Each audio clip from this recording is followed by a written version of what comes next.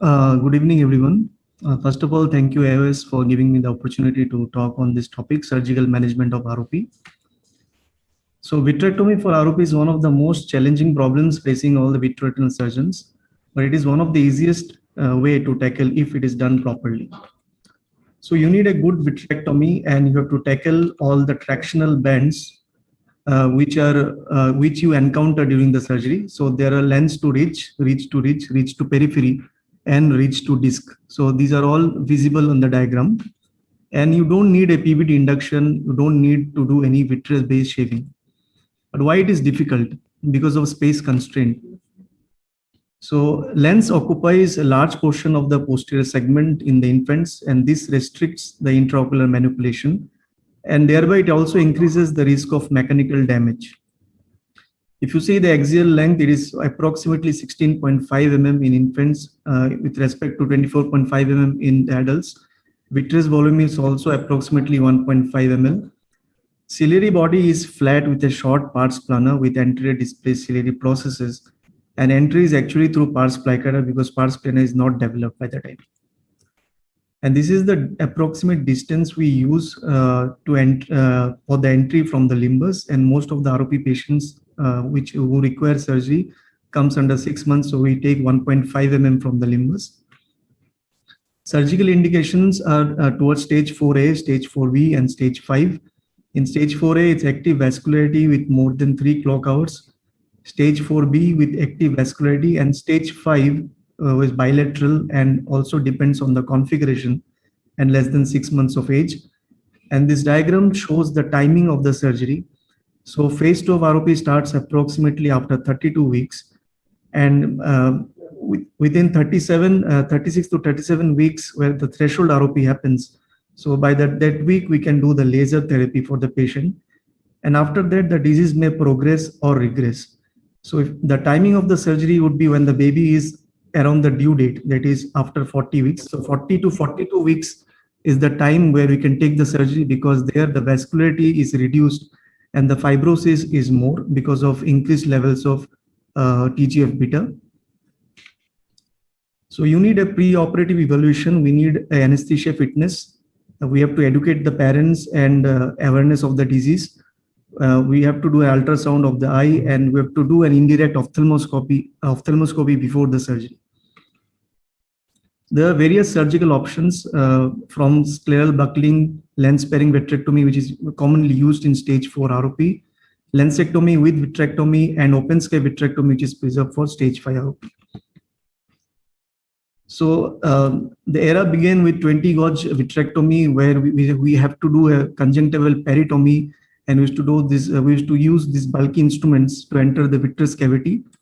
And you can see once we are inside, you can see the white tractional bands which are encountered.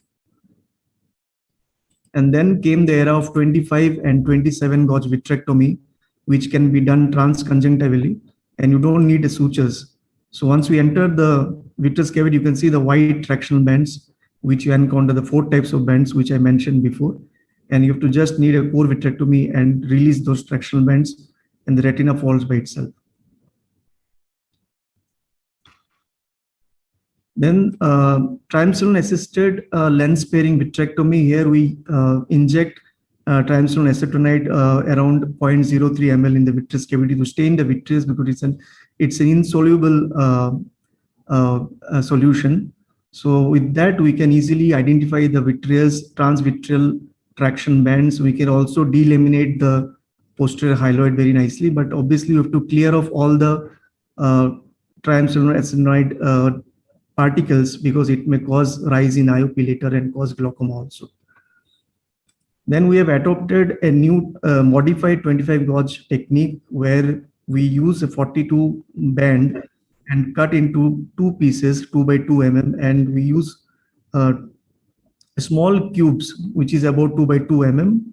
And through that cube, we just insert the trocar cannula, 25 gauge. So with that, we reduces both the size of trocar as well as cannula. So cannula size is almost reduced from 4 mm to 2.7 mm, and also the trocar size reduced to almost 6.7 mm. So with that, we can minimize the risk of iatrogenic break, especially when you face some anteriorly displaced retina. We have also been collaborated with Orolab, and we're trying to make pediatric trocar cannulas for pediatric vitreoretinal surgeries, still on the way. These are pre and post lens sparing vitrectomy photos. We have also published outcomes of transconjunctival sutureless 27 gauge vitrectomy for stage 4 ROP, and which has great results. And in stage 5 ROP, there are 4 types of tractional areas which you have to encounter. It's reach to ora, reach to ridge, reach to lens, and stalk to lens or retina. So this was one of the stage 5 ROP where anterior segment approach was done, and the limbal approach 0.5 to 1 mm from the limbus. And after doing the lensectomy, there were sheets of membranes. With the help of 26 gauge needle, we have removed those sheets, because sometimes we encounter multiple sheets and we have to meticulously remove those sheets, and then we can inject Helion Visco to open the funnel. So dissecting, so the initiation we do with a cruciate manner, and then we try to dissect and remove all the white membrane over the retina.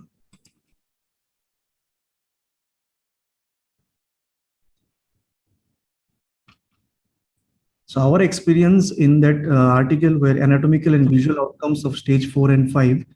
So we took 33 eyes of 29 babies, and we had a success of about 45%. So anatomical success, we got 90% in case of stage 4A, followed by stage 4B, and then stage 5 ROP. So the pre and post surgical photos. And sometimes we face this kind of challenging babies when we see stage 4 active, very active, and suddenly you realize these are the right and left eye of the same baby. So what do you do then? Actually, 4. So we do a bilateral sequential surgery for these babies, and we have also published this. And anatomical success 100% is in case of stage 4A, followed by stage 4B. No patient developed any sign of infection on endophthalmitis, because we have prepared the other eye the same way as a new eye. And post-operatively, parents were also instructed to maintain sterility in between the applying the drops in each eye. And also it is published in Ophthalmology 2016. And so because this is feasible, because you don't have to repeat general anesthesia. It's undesirable and impractical.